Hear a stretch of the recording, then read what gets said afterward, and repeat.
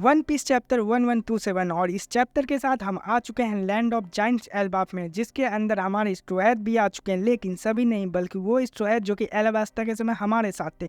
और एक नए आर्क के साथ हम इस चैप्टर में नई नई मिस्ट्री को भी देखने वाले हैं, और वो क्या है मिस्ट्री ये देखने के लिए हमारे साथ बने रहें। तो इस चैप्टर का टाइटल है adventure in the land of mystery. I think title के बारे में ज़्यादा बताने की ज़रूरत है नहीं, क्योंकि साफ साफ पता चल रहा है। तो सीधा हम चैप्टर पर आते हैं। तो बात करें कवर पेज की, तो कवर पेज में हम यामातो को देखते हैं जो कि इनुअराशी से मिल चुकी है और दोनों समुद्र किनारे बैठकर मस्त खा रहे हैं। अब इनुअराशी जिन्हें याद नहीं, उन्हें बता दूं कि ये वही जो आइलैंड वाला मिंग ट्राइब का लीडर है, जो कि अब कुरी जहाँ ओदेन रहा करता था वहाँ का दाइमियो बन चुका है। मतलब अब कुरी की सारी जिम्मेदारियां इस पे है। जब यामातो इनुअराशी से मिलती है तो उसे पता चलता है कि इनुअराशी खुद कुरी में हो रही इन किडनैपिंग्स को लेकर परेशान है।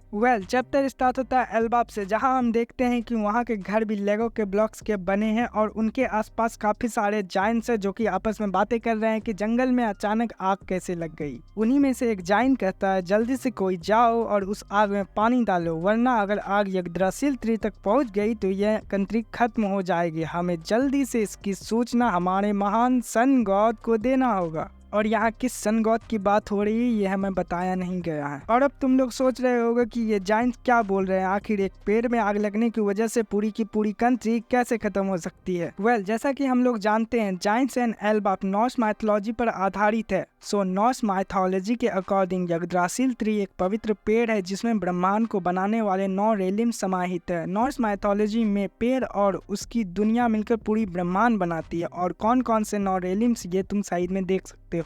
बैक टू द चैप्टर, और हम देखते हैं कि जाइंट शॉक्ड है क्योंकि आसमान से काफी सारी जाइंट मधुमक्खियां गिर रही है। और वो कहते हैं आखिर इन मधुमक्खियों के साथ क्या हुआ, ये ऐसे तो आसमान से नहीं गिरते। फिर एक जाइंट कहता है, जंगल के कुछ लोगों ने बताया कि पहले जो झटके हमने महसूस किए वो ईयर गॉड के गिरने की वजह से थे। जिस पर दूसरा जाइंट कहता है, पागल मत बनो, इतने बड़े खरगोश को कौन गिरा सकता है। सो बेसिकली यहाँ ईयर गॉड का मतलब किसी कान के देवता से नहीं है, बल्कि वो एक बहुत बड़ा खरगोश है जिसको शायद जायंट्स ने ईयर गॉड नाम दे दिया होगा क्योंकि उसके कान बड़े होते हैं। सीन बिग स्टेनिन कैसल की ओर जाता है, जहां अभी नामी है और वो कैसल भी पूरा का पूरा लेगो का बना है। यहाँ तक कि उस कैसल के पेड़ भी लेगो के हैं। और हम देखते हैं नामी को, जो कि रोते हुए कहती है कि आखिर ये बड़ी सी मधुमक्खी जैसी चीज का क्या मतलब है। और अगले ही पैनल में हम देखते हैं कि नामी ने ज्यूस की हेल्प से उस मधुमक्खी को गिरा दिया है। एंड ज्यूस भी लाइक, और नामी गुड मॉर्निंग, वैसे हम हैं कहाँ। जिस पर नामी कहती है, अरे मुझे क्या पता हम कहाँ हैं। लास्ट थिंग मुझे याद है कि मैं जायंट्स के शिप पर थी। और वो पागलों की तरह रोने लगती है और कहती है, कोई तो मुझे बचा लो, लूफी, जोरो, सांजी कुन, इवन यहाँ पर मैं उसॉप से भी काम चला लूंगी। और रोते हुए कहती है, आखिर मुझे क्या हो रहा है, मुझे तो ये भी याद नहीं कि मैंने कपड़े कब चेंज किए। और तभी नामी को उसॉप की आवाज आती है और जैसे ही नामी उसॉप की ओर बढ़ती है वो धड़ाम से गिरती है। ऐसा इसलिए क्योंकि भाई फ्लोर लेगो का बना होने के कारण ऊपर खाबर है, जिससे टकराकर नामी गिर पड़ी। लेकिन तभी नामी के सामने एक ह्यूज क्रिएचर आ जाता है, जिसे देखकर नामी डर जाती है और नामी को डरा देखकर उस क्रिएचर की फंस जाती है, जिससे गुस्सा होकर वो क्रिएचर नामी के पीछे पड़ जाता है। और भागते हुए नामी कहते, उसॉप तुम कहाँ हो। और उसॉप की आवाज आती है, जहाँ हम देखते हैं कि उसॉप को एक बड़े से बिल्ली ने अपने मुंह में दबा रखा है और उसॉप नामी से हेल्प मांग रहा है। हाँ भाई, तुमने बिल्कुल सही सुना,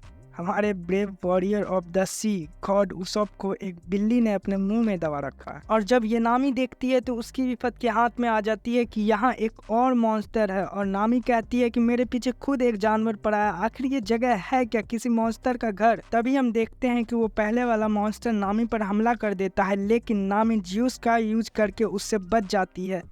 पर नामी का पैर फिसल जाता है और वो सीधा बिल्ली पर गिरती है। लेकिन जोर का झटका लगने की वजह से वो मॉन्स्टर भी नीचे गिर जाता है, वो भी सीधा उस बिल्ली के ऊपर। और उस बिल्ली को जोर का झटका जोरों से लगता है, जिसकी वजह से उसॉप उसके मुंह से नीचे गिर जाता है। पर इतने जोर से झटका लगने की वजह से उस बिल्ली का दिमाग खराब हो जाता है और वो इन दोनों के पीछे पड़ जाता है। और भागते हुए नामी कहती है कि उसॉप क्या तुम्हें कुछ पता है इस जगह के बारे में। जिस पर उसॉप कहता है कि मुझे बस इतना पता है कि मैं जायंट के शिप पर शराब पी रहा था और फिर यहाँ आ गया। शराब का नाम सुनकर नामी के दिमाग के घोड़े दौड़ने लगते हैं और वो कहती है ये शराब, क्या उस जाइन ने ये नहीं कहा था कि इससे हेलुसिनेशन हो सकता है? जिस पर उसोप कहता है वाह नामी क्या बात है, और दोनों भागते हुए एक डेड एंड पर आ जाते हैं जिससे आगे जाने का कोई रास्ता नहीं है। और बिल्ली भी करीब आ चुकी है जिसे देखकर उसोप फुल कॉन्फिडेंट में कहता है कि अगर ये हेलुसिनेशन हो तो जो बिल्ली हमें अभी दिखाई दे रही है वो एक इल्यूजन है। तभी वो बिल्ली एक पंजा मारती है और उसोप उड़ जाता है और हमें कंफर्म हो जाता है कि ये कोई हेलुसिनेशन नहीं है। और इसे देखकर नामी का रिएक्शन,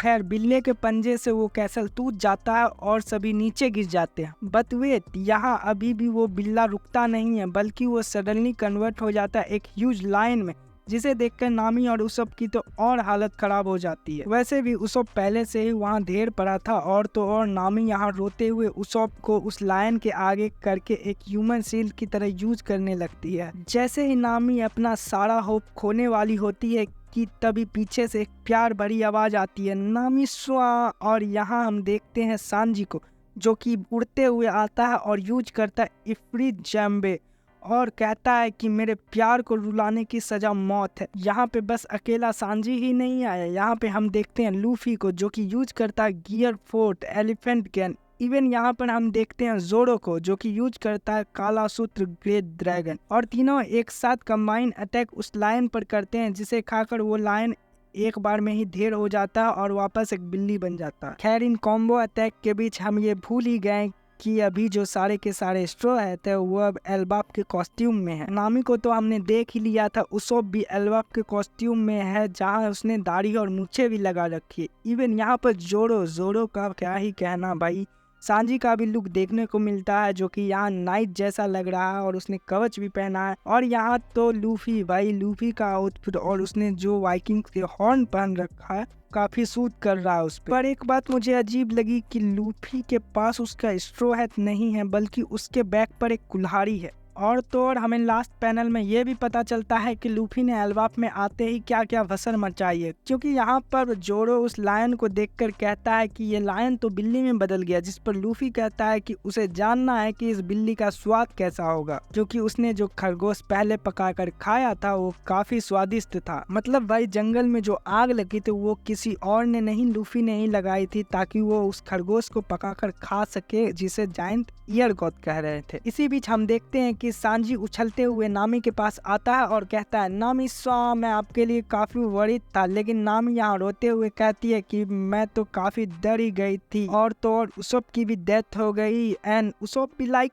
अरे मैं अभी मरा नहीं हूँ और तूने मुझे जो ह्यूमन सील की तरह यूज किया उसके लिए मैं तुझे देख लूँ। जिसके जस्ट बाद उन्हें किसी के दहाड़ने की आवाज आती है एंड लूफी भी लाइक ऐसा लग रहा है यहाँ काफी सारे बड़े मॉन्स्टर है, लगता है मुझे इनका भी टेस्ट लेना होगा। जिस पर जोरो बहुत सही बात करता है कि हमें पहले जहाज और अपने क्रू को ढूंढना चाहिए ताकि वो देख सके कि सभी सेफ है या नहीं। तभी सांजी कहता है कि अगर तुम्हें खाने की ही तलाश है तो उस मधुमक्खी को मत भूलना, उनमें भी काफी न्यूट्रिएंट्स है। एंड वेल ये सब सुनकर नामी भी लाइक आखिर तुम लोग क्या हो यार, इतनी जल्दी तुमने इस जगह को भी अडेप्ट कर लिया। देखो तो सही हम लोग कहाँ हैं, कैसे पहुँचे और हमारे बाकी क्रूमेट कहाँ है। वेल क्रूमेट से याद आया, क्या तुम्हें यहाँ कोई मिसिंग नहीं लग रहा? यानी भाई चॉपर। तो आखिर चॉपर कहाँ गया? क्या ओदा सेंसे चॉपर को लेकर कुछ अलग खिचड़ी पका रहे हैं? अब ये तो पता चलेगा अगले चैप्टर आने के बाद ही। बट भाई मुझे इस चैप्टर में एक बात अजीब लगी, लूफी का गियर 4 बोलकर गियर 3 यूज करना। इवन लाइन से लड़ते समय लूफी के बैक पर कुछ नहीं था, फिर अचानक से एक तलवार आ जाना, उसके बाद एक एक्स आ जाना। तुम लोगों का इसके बारे में क्या ओपिनियन? क्या अभी भी सारे हेलुसिनेट ही कर रहे हैं या फिर इन सब में लोकी का कोई हाथ है? कमेंट में जरूर बता। सो वेल गाइस, आज के वीडियो में बस इतना ही। अगर वीडियो पसंद आए तो लाइक कर देना, कमेंट भी कर सकते हो और मैं मिलूंगा तुम्हें नेक्स्ट वीडियो के साथ। तब तक के लिए सायोनारा।